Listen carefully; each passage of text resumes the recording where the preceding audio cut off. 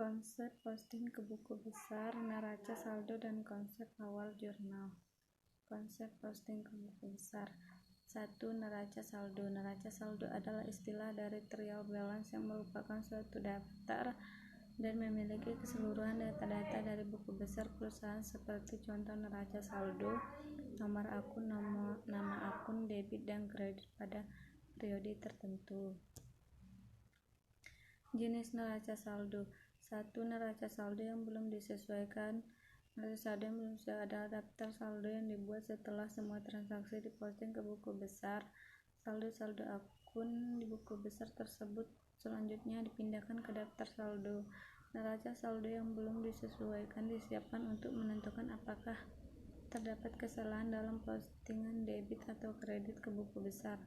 Melalui daftar saldo yang belum disesuaikan akan mempermudah dalam menemukan kesalahan pencatatan dan membantu dalam mengedit laporan keuangan perusahaan.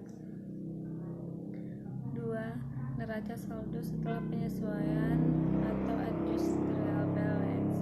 Neraca saldo penyesuaian adalah daftar saldo yang dibuat setelah proses penyesuaian akun-akun tertentu dalam penggunaan akuntansi berbasis akrual. Maka ada beberapa akun yang perlu penyesuaian sebelum menyusun contoh laporan keuangan. Apabila tidak dilakukan penyesuaian, maka laporan keuangan yang dihasilkan kurang valid alias kurang mencerminkan kondisi yang sebenarnya.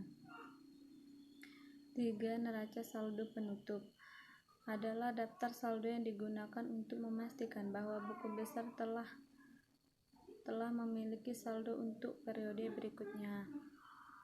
Tahap penyusunan neraca saldo menyertakan nama akun dan saldonya, menyertakan kolom debit dan kreditnya, memberikan bukti kesamaan jumlah dari kedua kolom debit dan kolom kredit. Konsep awal jurnal penyesuaian perusahaan jasa. Jurnal penyesuaian dibuat dalam proses pencatatan perubahan saldo dalam akun sehingga saldo mencerminkan jumlah yang sebenarnya.